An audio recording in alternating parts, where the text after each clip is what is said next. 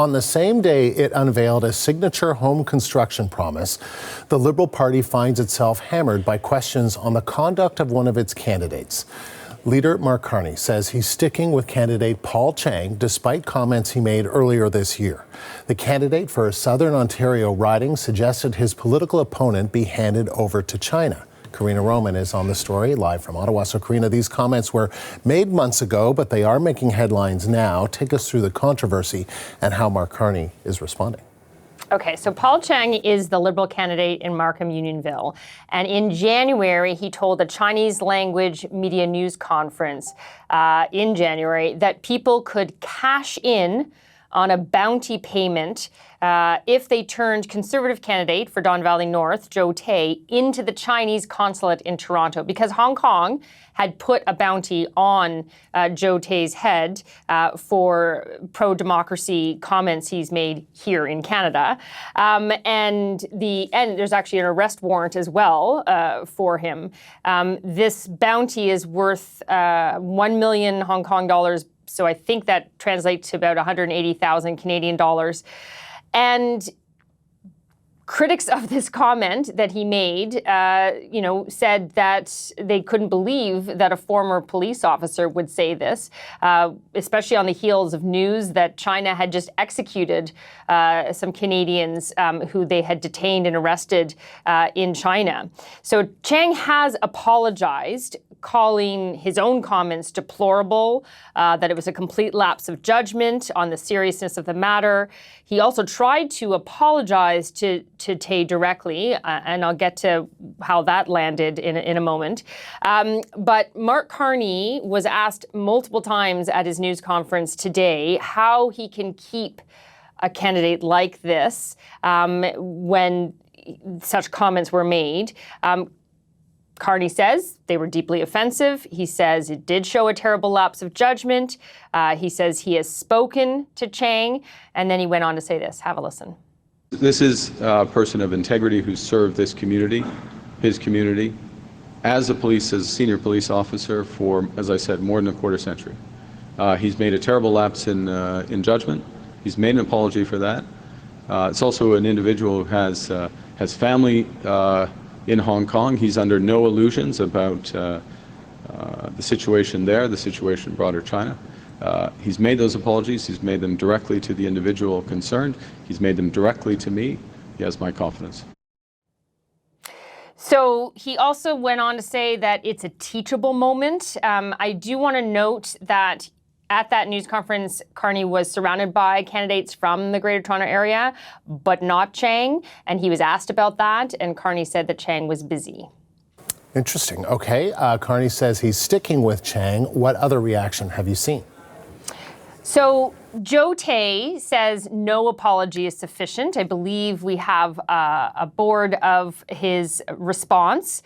It says, I want to be clear, no apology is sufficient. Threats like these are the tradecraft of the Chinese Communist Party to interfere in Canada, and they are not just aimed at me. They are intended to send a chilling signal to the entire community in order to force compliance to Beijing's political goals. He said that this is an attempt to intimidate him, that he fears for his safety.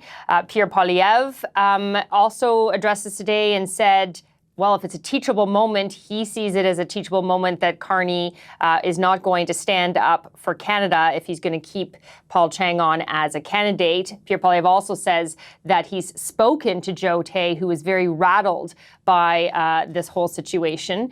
Michael Chong, also a Conservative candidate and MP, reacted as well to Mark Carney keeping Paul Chiang on as a candidate, saying Paul Chiang has uttered one of the most undemocratic things ever said in an election, that his political opponent be handed over to a hostile regime for a bounty. Mark Carney's decision to stand behind Chiang will negatively impact our democracy for years to come. I should point out that, of course, these comments were not actually made during the election, but they certainly are having an impact now. Jagmeet Singh, leader of the NDP, also asked about his reaction to Mark Carney keeping on Paul Chiang as a candidate and saying that he has confidence in him. Have a listen to what he had to say. For Mark Carney to say that I'm going to accept this candidate really sends a message that that type of commentary ultimately is acceptable because he's not removing him as a candidate. Ultimately saying that for the folks out there that are worried and afraid, the folks that are living with that constant fear, you know what? You're less important to me, and what's more important to me is my party. So, Karina, as for the housing announcement, Carney says he wants to do the impossible. Take us through the details of the plan. Yes, the announcement, which was ostensibly the reason why he had a news conference, but of course getting overshadowed by this controversy, especially since this is his signature housing policy of the campaign. The promise is to double the number of homes built each year in Canada to 500,000 homes. Each year, create a new entity to do this. And this entity would be called the Build Canada Homes. It would act as a developer overseeing the construction of affordable housing in Canada. There would be billions of dollars behind this in financing for modular, prefabricated homes, but also for affordable homes. And we're talking about houses and apartments. He says that it would be a lean, mission-driven organization. I assume that that's to counter accusations and allegations this is just another bureaucracy. And this is what he says is needed when you say do the impossible, like he says do the impossible, that this is one of the things that everyone says would be very hard to do, but it doesn't mean it can't be done. Have a listen to what he had to say. Getting government back into the business of building affordable homes, and by making the market work better, we will drive a huge increase in housing supply so we can bring costs down for Canadians. We will build at a pace not seen since the Second World War.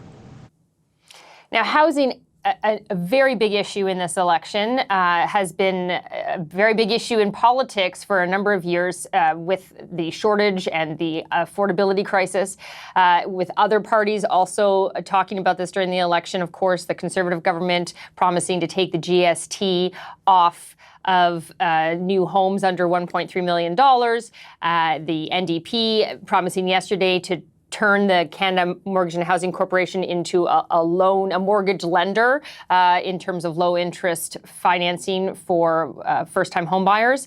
That said, Mark Carney says his announcement isn't just about creating more housing supply, it's also about creating a housing building industry in Canada, something that would, drive the economy in terms of trades and in terms of using Canadian supplies, lumber, steel, aluminum, and build up the domestic capacity and specialization in Canada to make us less reliant, as he said, on the U.S. Karina, thank you. The CBC's Karina Roman in Ottawa.